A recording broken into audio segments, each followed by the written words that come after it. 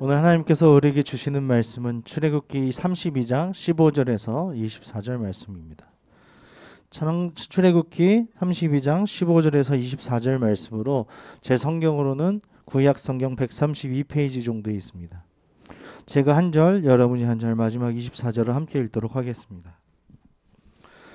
모세가 돌이켜 산에서 내려오는데 두 증거판이 그의 손에 있고 그 판의 양면 이쪽 저쪽에 글자가 있으니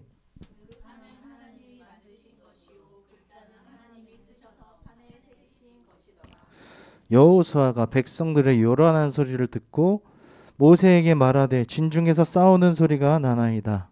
모세가 이르되 이는 승전가도 아니요 패하여 부르는 짖는 소리도 아니라 내가 듣기에는 노래하는 소리가 하고 진에 가까이 이르러 그 송아지와 그 춤추는 것들을 보고 크게 노하여 손에서 그 판들을 산 아래로 던져 깨트리니라.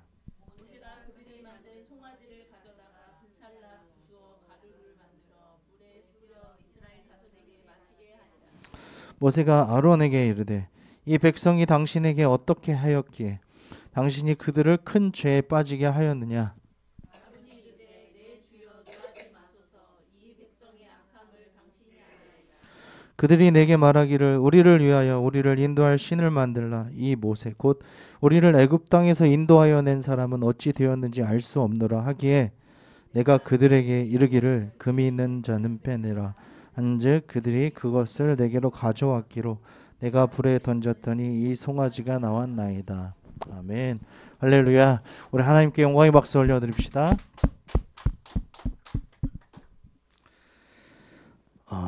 우리가 가지고 있는 에너지와 시간과 또 정성과 마음을 어디에 쏟아야 하나, 그것에 따라서 그 인생이 완전히 달라지는 것을 볼 수 있습니다.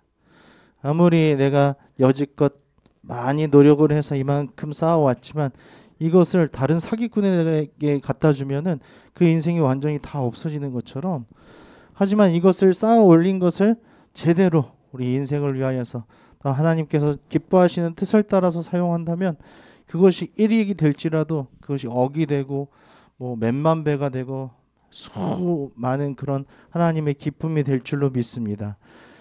그래서 오늘 하나님을 예배하는 그 하나님의 성목과 그 기구들을 만들어야 할 그 아내와 자녀들의 금들을, 그런 귀한 것들을 하나님을 대적하는 또한 하나님이라고 만들어 섬기는 그 시대를 우리가 볼 수 있습니다. 어떻게 보면 이 시대도 그렇죠. 잘못을 했지만 잘못을 인정하지 않는 시대, 그것을 덮으려고 하는 시대, 내가 하지 않았어 다른 사람의 탓을 돌리는 그런 시대가 되고 있습니다. 그런 때 우리는 어떻게 살아야 하는지, 하나님 앞에서 그러한 잘못을 저질렀을 때 또 우리는 어떠한 태도로 하나님 앞에 살아가야 할지 한번 말씀을 통해서 살펴보기를 원합니다. 오늘 본문을 보시면 하나님께서 친히 주신 증거판을 가지고, 두 증거판을 가지고 백성에게 돌아온 모세를 볼 수 있는데요. 금송아지를 숭배하는 이스라엘 백성들을 보고 이 모세가 격분하는 것을 볼 수 있습니다. 아론은 백성들이 요구했기 때문에 자신도 어쩔 수 없었다며 변명만 하는데요.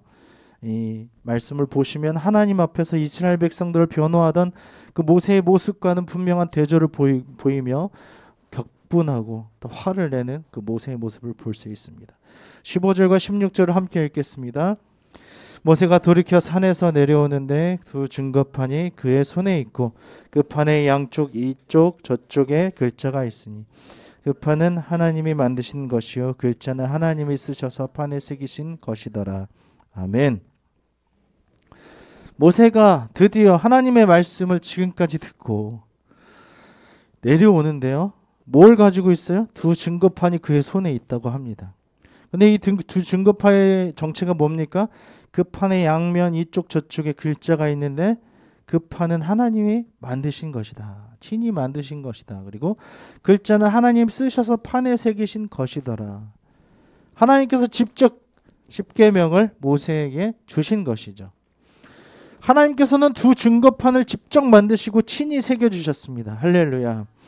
이것은 하나님의 말씀이 하나님의 권위를 가지고 있으며 하나님께서 자신의 백성들에게 직접 명령하시고 계심을 보여주는 것입니다. 내가 너에게 직접 얘기하는 거야. 말하는 거야. 나 창조주가 너희 피조물에게 직접 얘기하는 거야. 인격적으로. 하나님께서는 하나님의 뜻을 분명하게 나타내시는 분이십니다. 할렐루야. 아멘. 우리에게 무엇을 주셨습니까? 하나님의 말씀인 성경을 주셨습니다. 이것으로 우리에게 모호하게 말씀하시는 것이 아니라 직접적으로 아주 명확하게 말씀하신다는 것입니다. 얼마나 놀라운 은혜입니까? 할렐루야. 아멘. 말씀으로 직접 우리에게 오신 분이 계십니다. 그분이 누구시죠? 예수님이십니다. 말씀을 주시고 또 말씀으로 우리에게 오셔서 우리의 모든 삶을 말씀으로 살아갈 수 있도록 해주시는 분이시라는 것입니다.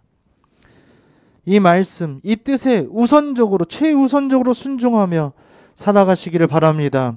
조금도 의심함이 없이 하나님의 말씀이 나의 최우선이 되심을, 하나님과 나와의 관계가 인격적으로 그 말씀으로 맺어졌다는 것을 믿으며 살아가기를 주님의 이름으로 축원합니다. 아멘. 19절과 20절을 읽겠습니다. 진에 가까이 이르러 그 송아지와 그 춤추는 것들을 보고 크게 노하여 손에서 그 판들을 산 아래로 먼저 던져 떼트리느니라. 모세가 그들이 만든 송아지를 가져다가 불살라 부숴 가루로 만들어 물에 뿌려 이스라엘 자손에게 마시게 하니라. 아멘. 모세는 이스라엘 백성들의 모습을 보고 크게 분노합니다. 그리고 돌판을 던져 깨트리는데요. 이것은 11절에서 13절에서 하나님의 언약을 붙잡고 하나님께 긍휼을 구했던 것과는 상반된 모습처럼 보이죠. 하지만 모세의 이런 행동은 백성들의 행위가 얼마나 심각했는지를 보여주는 그런 행동입니다. 우상 숭배의 죄는 모세가 돌판을 깨트릴 만큼 심각한 범죄입니다. 어떤 사람들은 이렇게 생각할 수도 있죠. 하나님이 주신 걸 어떻게 깨트릴 수가 있어.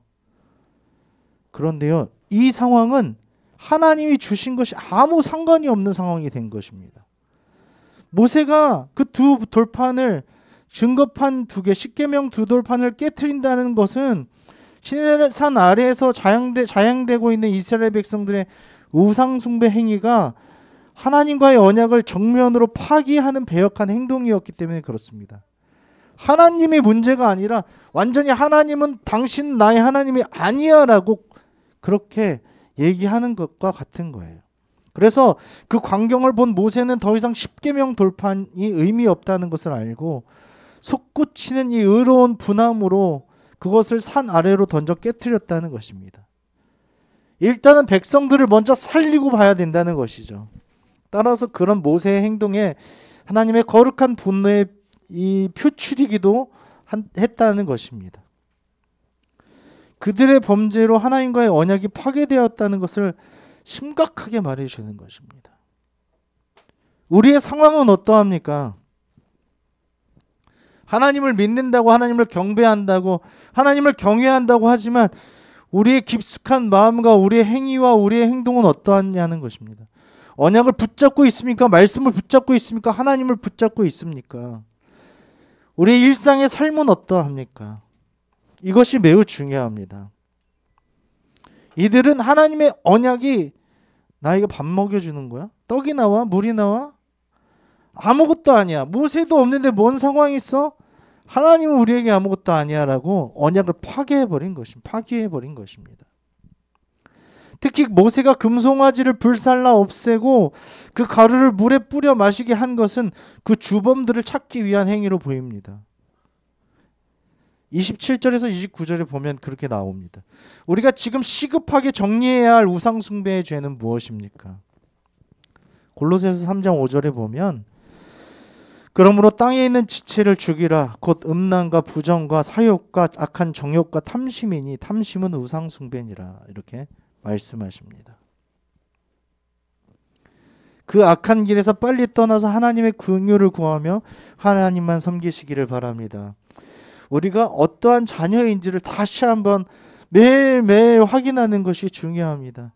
우리에게 주신 것을 하나님을 위해 사용하십시오. 하나님의 예배를 위한 것입니다. 우리는 하나님을 경배하고 하나님을 예배하기 위해서, 하나님의 영광을 위해서 이 땅에 태어나고 사는 것임을 믿습니다. 아멘. 나를 위해서 만든 것으로 시간을 보내고 에너지를 보내고 정성을 들이고 마음을 들여서 그것에 쏟아서 하나님의 진노를 사지 않기를 바랍니다.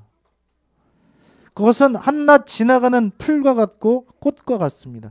인생은 싹 지나가는 것이지 않습니까?